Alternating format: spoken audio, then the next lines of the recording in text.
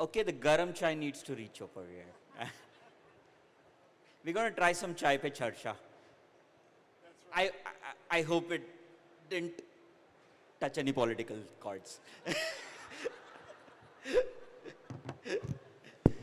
Great. Okay. Yes. Chai pe charcha it will be, but at the moment it's pani pe kya baatcheet.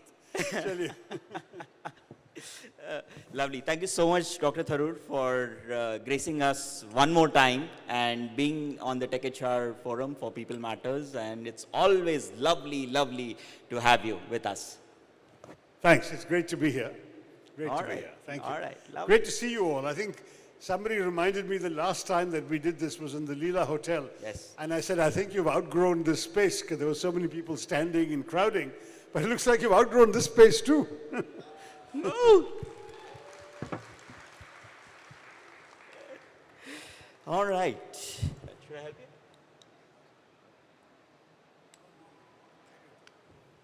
Okay, we're going to have a Dil Se Baat, and we're going to talk through the heart. And I know Dr. Tharoor always speaks his mind, so I'm hoping that we will be on the same genre and we'll sort of, hit it going.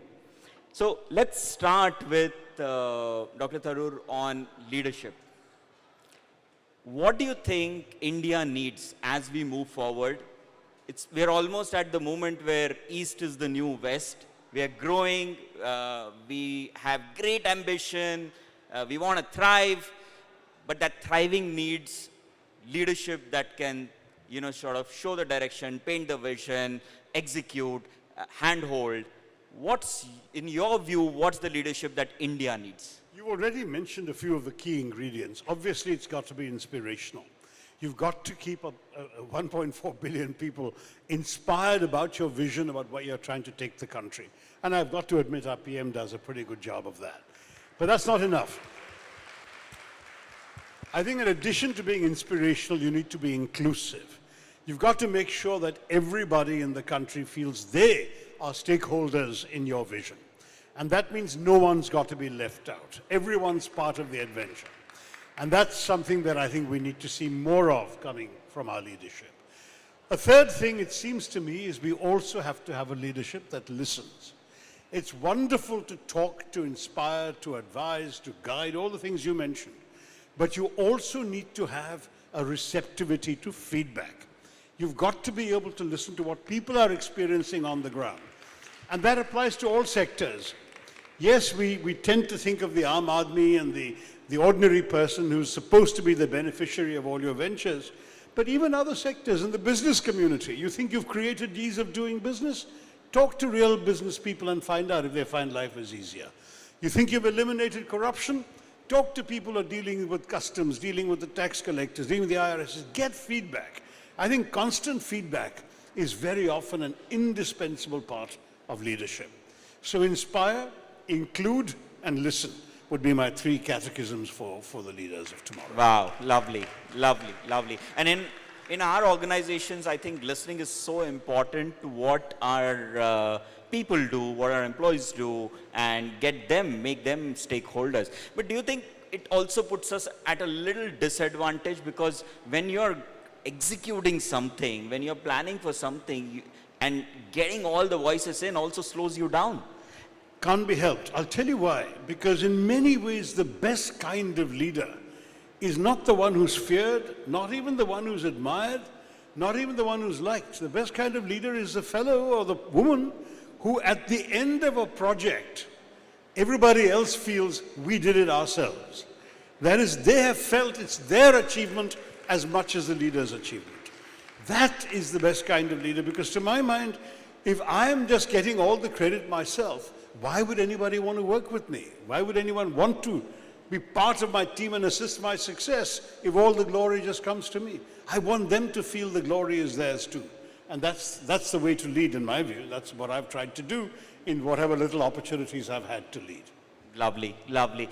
But there are different styles of leadership as well, Dr. Tharoor, and I think the Indian cricket team is a great example in the recent past. We've seen different kinds of leaders that are evolving. Any word on that, on how do you see it? Yeah, well, I'm what the Australians call a cricket tragic. So I've followed the sport since I was 7 years old with a great passion. And I will say to you, there's absolutely no doubt that the cricket team is a very good advertisement for how the same set of individuals trying to parlay the same set of skills with ideally the same kind of results can be led in such very different ways. So you've got somebody like Ganguly who just shows his passion, flipping, tearing off his shirt at the moment of a great victory.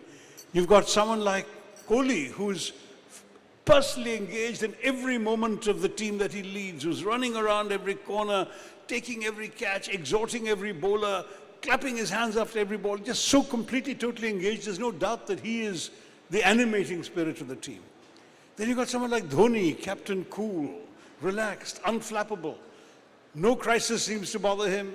No triumph seems to make him exhilarated, unchanging, smiling, calm. Different kind of leadership. You've got Rohit Sharma, who occasionally bursts into animation, but most of the time seems absolutely sort of inert on the field, but is actually shrewdly marshalling his resources very effectively. Now we've got Gill. We're still trying to figure out what kind of leader he is, because there are moments when he seems to be completely switched off, and the rest of us watching are sort of cursing and advising him on TV. But there are also times when he gets very effective outcomes. So we'll have to yet see what kind of leader he turns out to be in the next few years. But all of these styles of leadership are ways in which a leader can engage with his or her team. But I personally have a soft corner for a leader we hardly ever had much of, and that's Ajinkya Rahane. When Rahane led our team, The GABA incident. when he led our team in Australia after Kohli went back for the birth of his child, and so he captained, I think, in 4 of the 5 tests, there was something incredible about his effectiveness. Totally soft-spoken, unobtrusive, not pushing anybody around, but it was very clear who was in charge, who was taking the calls, who was taking the tough risks, who was putting himself forward in the tougher moments, and who at the end of the series, when we won that trophy, refused to take it himself. He called the youngest, most junior member of the team to come and collect the trophy. That's a leader. Lovely, lovely. So, if I was to now draw parallels for that into politics as well, and there are different styles of leadership, each has its own advantage. How do you see different types of leaders in politics today, and what would you attribute to each one of them? Well, in India, whether we like it or not, we tend to have, unfortunately, and I say unfortunately because I'm more of a Democrat perhaps, but I think we always seem to have this larger-than-life leader figure to look up to. It doesn't matter whether it's an Indira Gandhi or a Narendra Modi. It is always the leader with a capital L that people in their own party and in the nation are. I mean, you remember D.K. Barua's famous line about Indira is India and India is Indira. You can't imagine any other democratic country saying that about their leader. But the same was true at the state level. You know, in Tamil Nadu, when Jayalalitha was ruling, it was all about her. Her own legislators and ministers would crawl on bended knee to her. When it was, even today in Bengal, it's all about Mamta. In UP, right now, it's all about Yogi. And so it goes. I mean, there is a tradition in our country of leadership as kind of the outsized figure whom everyone is supposed to admire and look up to. And I think I can understand that. If you want to really look at it like an academic or a scholar, you can say, well, in a large, vast population base, where you've got to have some common feature to appeal to, then it is much easier to have a personality to point to, rather than any other feature. And certainly in the old days when our communications were much more limited, when information was much more sparse, far easier to sell a figure, an individual, than sell a party or a platform or a program or a set of ideas or even an issue. It was always vote for Indira Gandhi, vote for Jayalalitha, vote for somebody else. I'd like to think, Pushkaraj, that in today's 21st century leadership, that we might begin to welcome more of a change. I'd like to think that a leader who is more collegial, who is less demanding of personal adulation, who is a little more open to collaborative work with a team. If you like, if you have to give an example, both Manmohan Singh and Vajpayee, who succeeded each other, were better examples of that kind of leadership. But the sad thing is, it wasn't easy for either of them to get that kind of passionate following that would have ensured their re-election, right? So Vajpayee was re-elected after that one-year term, but then lost after his second term. Same with Manmohan Singh, he won after his first term and then lost after his second term. And in many ways, it seems as if the Indian voter still demands the sort of the heroic leadership, the man on the white stallion, charging around with upraised sword about to cut the Gordian knots of all our problems. I don't know if that's a flaw in our national character, but that still seems to be the kind of leader that our people want. Okay, that's interesting. Let's now turn, Dr. Tharoor, from leadership into the whole aspect of India. The beaming India that is poised, that wants to grow. And I think at the heart is the whole human capital aspect of it. At the heart is, getting our talent skilled, employable, and we have a long way to go about that. My challenge over there, if I was to further add, is we all know skilling is important, but who owns it? Is it the government? Are we looking at the corporate India? Is it the individual? How do we solve this dichotomy? All three. All three have a responsibility. And look, I've been conscious of this problem ever since I had a brief stint as education minister back in the UPA 2 government. But it was only a year and a bit. It was the last year and a bit of the UPA government, so we couldn't get very much done. But I did identify this problem and make a number of speeches about the importance of skilling, simply because it became clearly apparent to me that we had two crises that we were not facing adequately. One was, in those days, I mean, it's been, I think, now overcome, but in those days, severe crisis of growing Naxalism, particularly in the tribal areas, where Maoists were picking up guns, throwing bombs, attacking police stations, attacking convoys. There was this, at that point, if I remember correctly, there had been violent Naxalite incidents in 125 of our then 625 districts. And I said, why is this happening? Because these young people are prey to the blandishments of anyone with 1,000 rupees and a Kalashnikov, because they have no stake in our economy. We're talking about India, branding India as the world's fastest growing free market democracy and so on, but they feel they haven't been given the tools to participate in that democracy, in that growth. And so I said, we need to skill these people. We need to give them opportunities to develop a stake in India, then they won't want to blow it up. So that was one major crisis. The second crisis was the fact that there were so many opportunities coming into India at that point. I'm talking about the beginning of the second decade of the century. There were so many new sunrise industries. AI was still just a gleam in people's eyes, but people were talking about it. There was a lot of new fields coming into play. But we were unready. We had a small, at that point, I discovered that in the entire IT revolution, from the early 1990s till about 2010, 2011, the entire IT revolution had only employed 5 million people. And these are all qualified engineers, software geeks, and so on. What about the rest? Every year, 10 million people were joining the workforce, and we didn't have jobs for them. So what I said, I made a speech, I remember, urging that every company of a certain size should be mandated, if necessary by law, to create a skill development center attached to their company. Train rural youth, train relatively uneducated people, train high school dropouts. They could then, if they trained the best ones well, they could take the cream of the crop, but the rest should be able to leave with a diploma that could then be transferable into finding a job elsewhere. Do you know that as recently as 5 years ago, I haven't seen a more recent number, which is that for 3,000 years, if you wanted to acquire a skill, you better be born into a family that had that skill. You want to be a potter, a cobbler, a carpenter, whatever, you better have a father or an uncle who's one of those things, and they will train you. But nobody else was there to teach you. Why should that be? That's a ridiculously inefficient way of skilling your population. We've got to create more institutions, and the government has to certainly do its part, including tax breaks and some money in setting up government centers. We've got to have the corporate sector. As I say, I'll be very thrilled to see a law that obliges every company of X number, let's say more than 500 employees, will have to set up a skill development center to train people.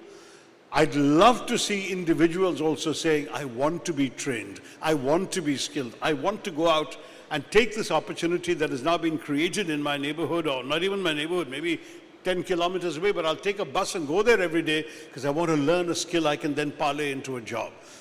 This is something that honestly so many European countries have and sort of built into their systems, and we have never developed it. We've got to overcome that. Lovely, lovely, Dr. Tharoor. Now, dwelling one step forward, since I'm on the India story, there's this whole brand India image that we all wanted to grow. We all wanted to be an aspiring brand. World over, when we travel, still there is a lot of image of India which is more backward looking than forward looking. Unfortunately, we don't have conversations on Aadhaar and DPI and the UPI systems that we have, but we're still talking about, rainwater clogging and roads and stuff. I'm not saying that's not important, but the image and the brand maintaining is so important for a country. How do you see we maintain that brand and enhance that as we grow forward? So, this whole, I actually wrote an essay on Brand India in 2007 in a book I published called The Elephant, the Tiger, and the Cell Phone. And the notion of a country being a brand was still relatively new at that time. Today, we talk about Brand India very lightly and casually. But the idea that a country could be a brand implies what? What is a brand? Right? It's the whole set of associations around the name or logo of a company that you're supposed to see triggered off whenever you hear the name of that company. Whenever you hear the brand, it's supposed to trigger off certain associations in your mind. So if you look at India, say in the 1960s, it was a tarnished brand. You said India, people assumed beggars, poverty, at most, snake charmers or fakirs lying on beds of nails. Maybe out at the uttermost sort of a caparisoned elephant with a Maharaja sitting on top, God knows. But those were the cliches about brand India. By the first decade of this century, we were trying to sell a very different idea of brand India. The world's fastest growing free market democracy. That's what we were advertising in Davos in 2006 and 7. We were trying to push this idea that here we were, this dramatic growth. And in fact, I can vouch for the fact that I joined government, that we had a waiting list of 54 heads of state and government wanting to visit India.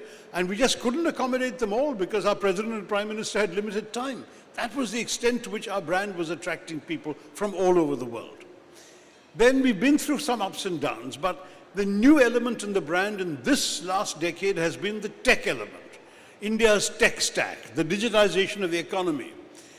Think what it did for our brand when a Pakistani came and put out a video on YouTube or Instagram or whatever it was, saying, can you imagine in this country, they sound like us, they look like us, but there you can pay a chaiwala by swiping your phone on a QR code. So that became a new part of the Indian brand, right? So we need to push that, and frankly, in many ways, that is the future for us. I was at the Singapore FinTech conference last year, and everyone was talking about UPI. Singapore had just discovered UPI at that time. This whole United Payments Interface, since then, has been adopted by 19 countries. It's only operational in 9, but 19 countries have signed up for it, and they'll all become users of it in the course of the year. And we can actually tell the world, look, India has come up with something completely made in India technology, which is swifter than SWIFT. And SWIFT is supposed to be the American-made gold standard for the world for money transfers.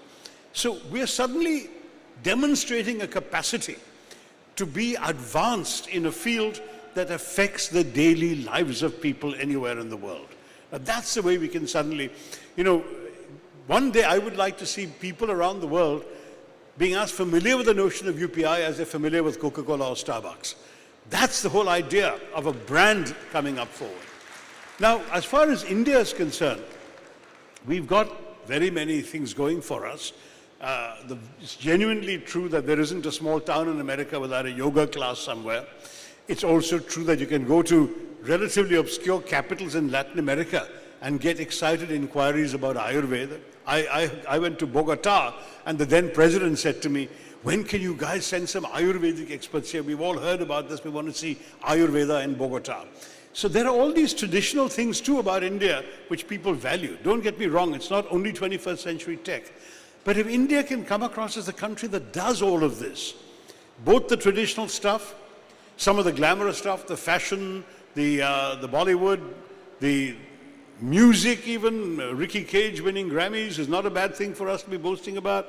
All of this, and then end up with also the entire 21st century tech stuff, the space stuff, private sector, young people getting into rocketry and advanced space exploration.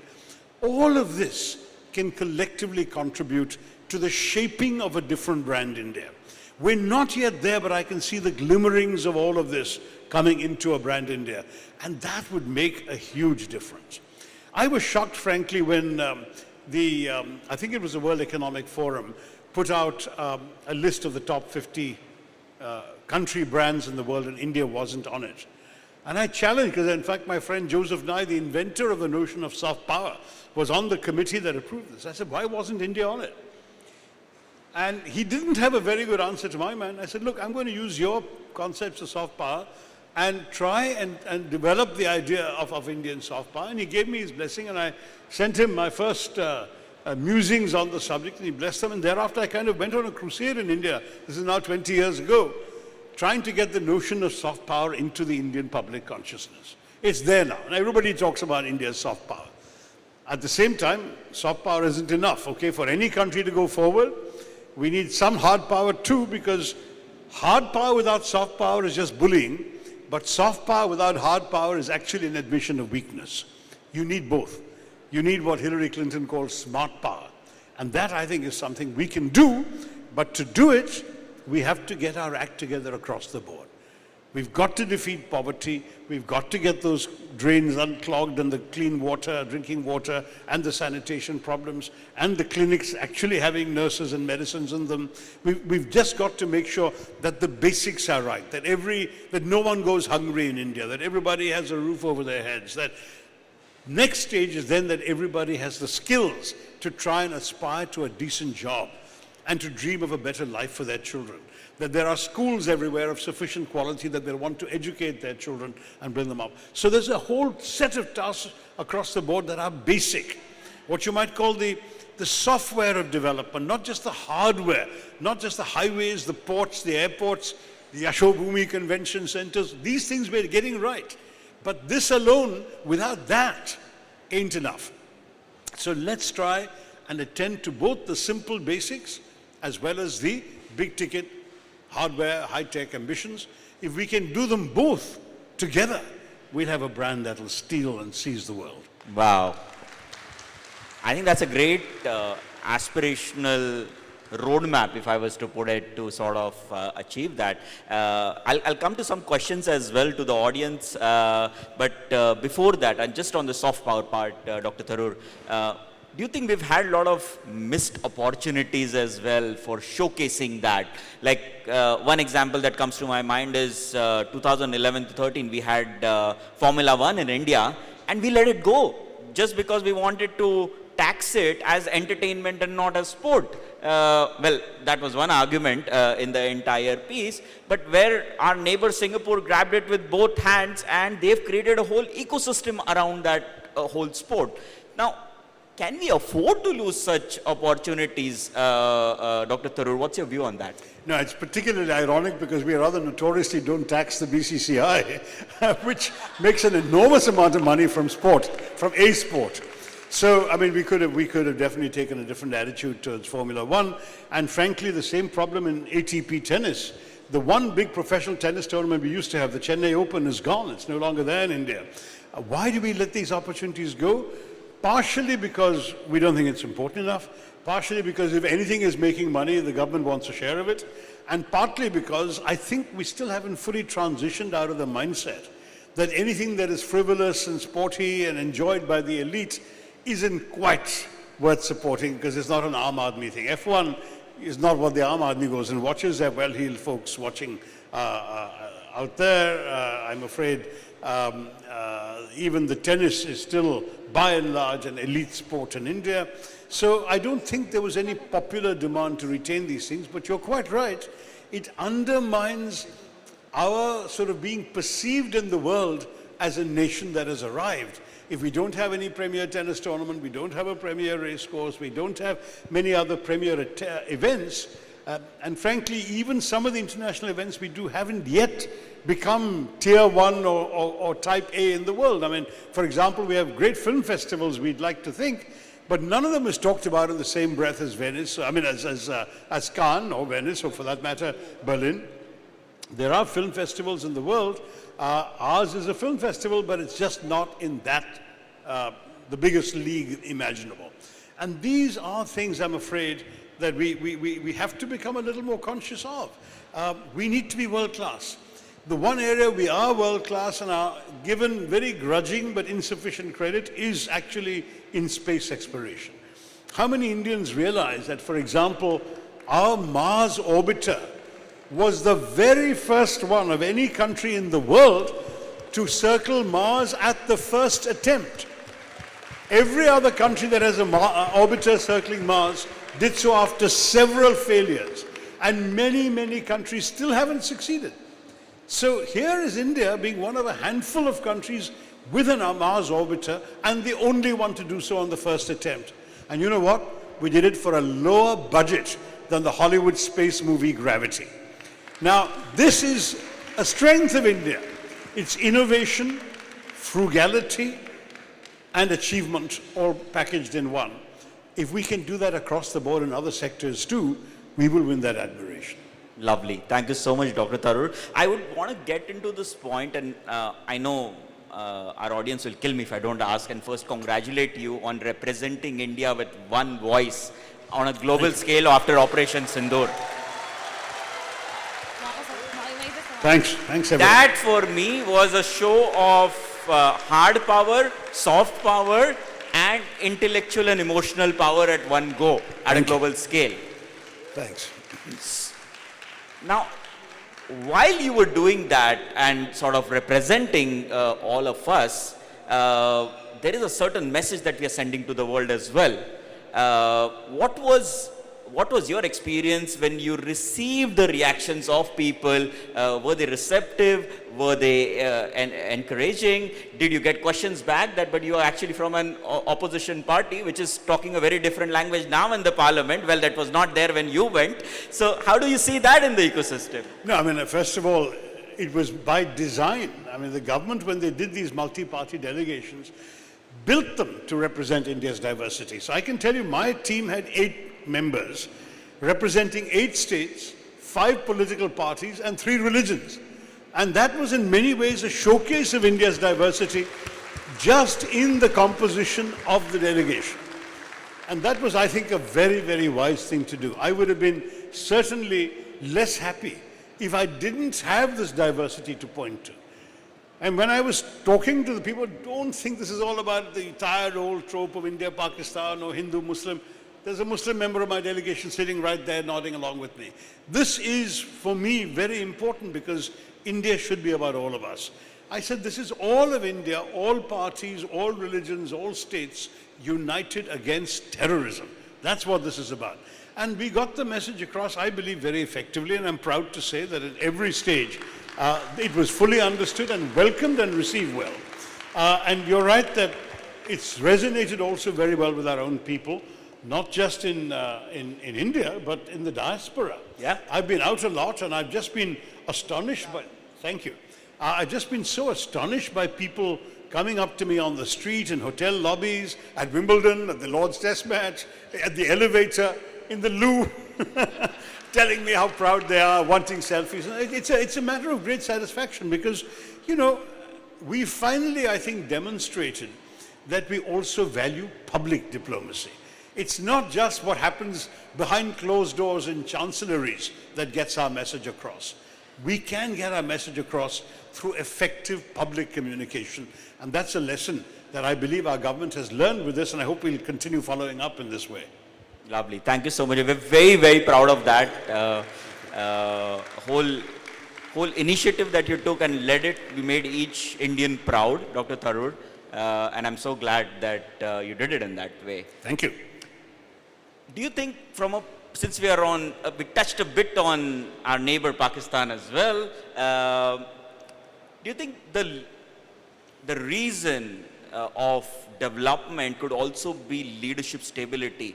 So if you compare since independence till now, India has had half the number of prime ministers compared to what Pakistan has had. So it's also about leadership stability that could look into a country's progress as well. That's one way of looking at it, and certainly you and I might want to look at it that way. But another way of looking at it is Pakistan has only had one institution in charge the whole time, and that's the army. You know, I often joke, paraphrasing Voltaire on Prussia, that in India the state has an army, in Pakistan the army has a state. So basically the only institution that matters and has been in control of that country for good or for ill, and usually for ill, has been the army. And it's amazing. I mean, there's an entire book called Military Inc. by a Pakistani scholar that points out that basically you don't join the army in Pakistan to defend the country, you join the army to run the country. Because the army is there not only in the army, in government, in the export-import business, in petrol stations, in universities, in think tanks, in real estate. The army controls everything. And when you retire from the military service, you're in charge of one of these enterprises. So to be honest, if at all there is any credit to be given to Pakistan, give it to the army. If there's any blame to be given to Pakistan, blame it upon the army. Because honestly, nobody else has really had a fair shake in determining the destiny of our unfortunate neighbors.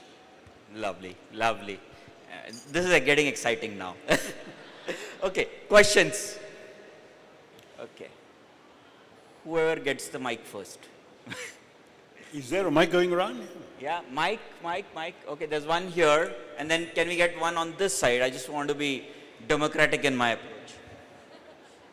Yeah, go ahead. Hi, Dr. Tharoor. Of course, it's a pleasure listening to you. Thank you.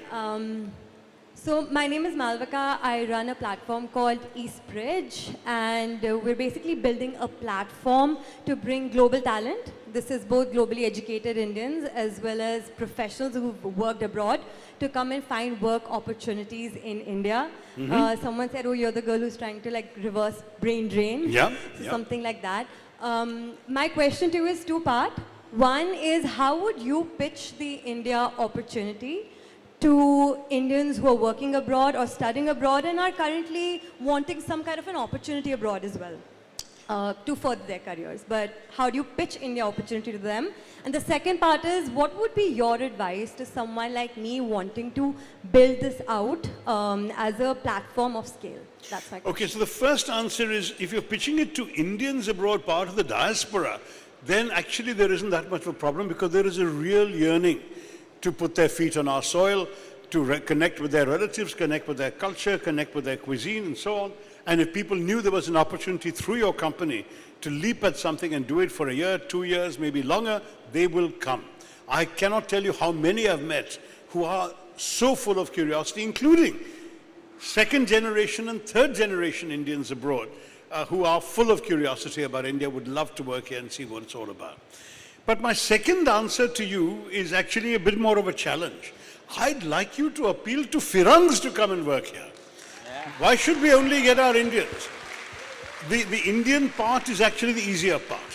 If you can find people from foreign countries with different experiences, different qualifications, different backgrounds, who are willing to come and contribute their learning and learn from us, and they can come and work here, I would challenge the government to make work permits easier for them so that they can actually both learn from us and benefit us with their expertise. There have been a handful of cases of Western entrepreneurs who've succeeded in India. Somehow or the other, overstayed a visa, whatever, started a business, got regularized, and built it out into something big. I've read one or two cases. I don't want to name the names, partially because I'm not sure I remember them right. But the truth is, very few. Why not more? If Indians can go and thrive in America or England or Germany, why can't Germans come and thrive here? And why can't we make it easy for them to do that? Your company's Eastbridge, you said, right?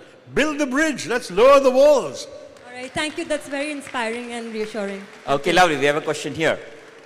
Crisp questions only. First of all, sir, it is absolutely wonderful to listen to one of the best speakers in the world. It is you're too absolutely kind. an experience beyond words. Thank you. And I would like to say thank you so much for being here. Thanks. So we have always heard India has a lot of potential, and India as a nation, of course, is a land of great opportunities. But somewhere down the line, we have not been able to tap that great potential as a nation. So what message would you like to give to the youth of this nation, who of course has a lot of fire in the belly, especially in the initial stages, but they kind of lose steam as they move forward? And again, there can be a lot of reasons for that. It can be, say, society, it can be a lot of, say, the pressure, the external as well as internal. So what message would you like to give to them so that they contribute more significantly to the development of the society and the great nation we are living Lovely. in today? Thank you. Thank you. You know, honestly, it's a very, very smart question, but it's also very difficult to answer because no one message can work. There are family pressures, there are social pressures. There is an enormous pressure in our society to conform. There is an enormous pressure in our society to do what is expected by family and society professionally. Certain kinds of behavior, certain kinds of aspiration are channeled, others are discouraged. There is a reversion to risk-taking, which is essentially incompatible with entrepreneurship. This is changing. It's changing gradually. And very many of those who have tried to change it have succeeded, and their stories can inspire others. People dropping out of prestigious institutions and then coming up and actually getting successes, right? Some of these Indian unicorns were started out by people who actually defied their family pressure, defied social expectations, took a risk and pulled it off. So if more such stories can be told and communicated to ordinary Indians, maybe they would be more inspired. But it's going to be a long process because there is the whole dead weight of all that conformity, all that risk aversion, all that social pressure. And to my mind, I hope the young people more and more find the courage and are encouraged to have the courage to challenge, if necessary to rebel, if necessary to take it on. And some small percentage of them should come into politics too. I've often lamented the fact that we hold a dubious world record. We have the largest gap between the average age of the population and the average age of the government, of the cabinet. It should not be. It's not a record we should be proud of. We should have more young people speaking for themselves and, more important, taking decisions and making policies that affect their kind. And that's something we're not doing enough of. Lovely. Thank you. Dr. Tharoor, the team is telling me that you have a hard stop, pressure of time. Well, I was told that we had half an hour together, so that was my hard stop. But if you want to carry on another few minutes, I don't mind. Okay, lovely. Okay, there's one mic over here. Hi, Dr. Tharoor. Hello. So here, I'm here. Okay. Well, there's this gentleman with a mic as well, so we'll come back to him next. Okay. My name is Shivi. I am working as a director of sales for Zinterview.ai. So my question to you is, how do you think our government of India is seeing AI and AI's evolution for India in future? No, look, I think the potential for AI is limitless. And we haven't yet got around to regulating it. One could say, thank God. But yet, there is also potential dangers, and that particularly the ethical kind. Right now, the earliest adopters of AI have been students getting ChatGPT to do their homework, write their essays. I mean, this is not, unfortunately, a good thing. But I'm told that actually we are the world's largest users of ChatGPT in India already, more than the US. So it's entirely because of this thing that's happening. That's not the most admirable or attractive use of ChatGPT.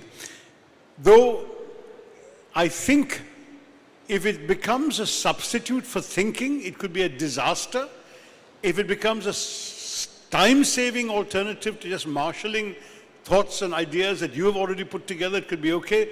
I don't know if it's possible to create AI tools that are self-limiting and that require the user to put in more effort themselves. At the moment, my impression is not. So that's one problem. The other thing with AI is the extraordinary things it can do in a number of developmental challenges. Because we don't have time, I'll take one example, and that's healthcare. So the best doctor may have seen 1,000 patients with a particular set of symptoms and can make a skilled diagnosis. AI can analyze 1 million patients, 10 million patients, and can come up with a more precise, more accurate diagnosis. To my mind, that's one example of something where lives can be saved and improved through the use of AI. And that's the kind of thing I would be very happy to encourage more of, where the generation of data and the processing of it through AI actually serves a social purpose. It serves a public health purpose. If we can use AI for things like that, if we can use AI to generate a more sensible system of water management, of water purification, if we can figure out a way of curbing our ridiculous air pollution problem. It's absurd that 17 of the 20 most air polluted cities in the world are in India. We've got to be able to overcome that. I'd love to have, if human brains haven't found a solution, maybe I can find a solution, then we'll have the job of finding the political will to implement it. So I'd like to see AI being applied to more public policy challenges in the real world. And that's something, arguably, that we're not using it enough for right now. Big round of applause for that. Thank you so much. Okay, there's a mic over here, quick. Good evening, sir. It is always pleasure listening to you, particularly your honest opinions and So honest question, we stands. have poised for time. Yeah. Just crisp question. Yeah, my question is basically, India currently facing an irony, because I am from manufacturing sector, I also have my own units, manufacturing units in tier 3 cities of India. At one side, we have huge unemployment that is being talked everywhere. Today, and manufacturing sector particularly facing huge scarcity of availability of manpower.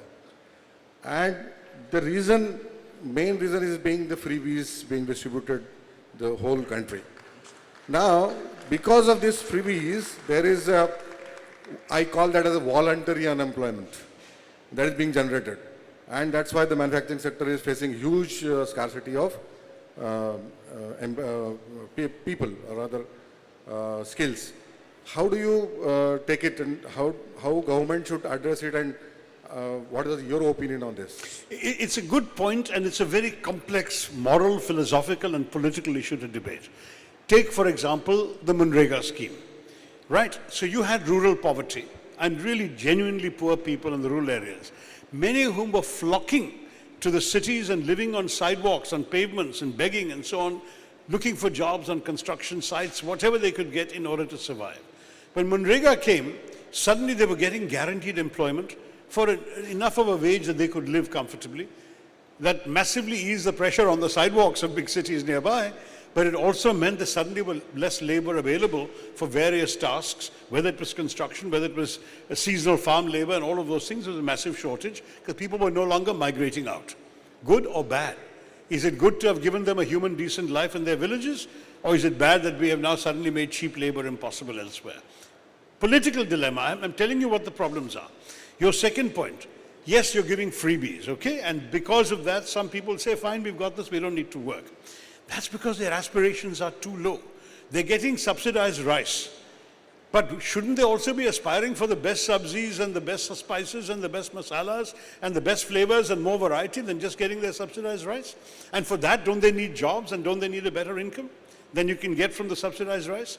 So we need to encourage aspirations, and that I think is happening. Nowadays, so many people are seeing examples of better lives being led by others on their mobile phones. 800 million people connected to the internet. Amazing, right? So there's a transformation, and the aspiration level will increase, and then they'll no longer feel the freebies are enough, and the freebies will then be required only by the people who really are desperate, who are unable to have that bag of rice, unless it's given to them because they are ill, or they're too weak, or they're old, or they're old and female, or whatever it may be. There may be factors that limit them from being able to earn that bag of rice, and such people deserve it because we don't have enough of a social safety net in our country. But as aspirations come up, our freebies should be pitched at a level that it's never fully enough. It gives you a basic level of subsistence, but thereafter you have to work to have a better life. And we want Indians to constantly want a better life. That's what we have to encourage more of. Lovely. We've totally ran out of time. My team is giving me stares now from there. Sorry. I can't. Sorry, please. We've totally ran out of time. One last piece, Dr. Tharoor. The whole theme of the conference is about breakthrough, not thinking incremental. And we've had multiple breakthrough moments.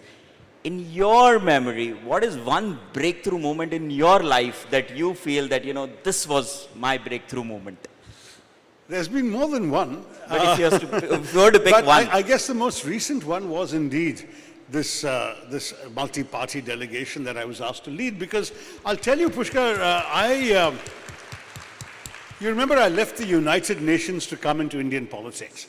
And if I had any idea what I thought I'd be doing in Indian politics, it would have been something like this. Whereas for 16 years, I've been finding myself doing all sorts of other things, some of which have been useful to my constituents, some of which have been merely controversial, and some of which have been merely spoken word and written word. But here, I found myself actually doing what I was best at doing, given an opportunity, as it were, to be in my métier and to make a difference for my country. So the satisfaction that came was compounded. I was satisfied because I was challenging myself and doing the best I could, and I was satisfied because my country, my nation, my people were benefiting from my efforts. So that would have been the breakthrough. big round of applause for Dr. Tharoor. Thank you all.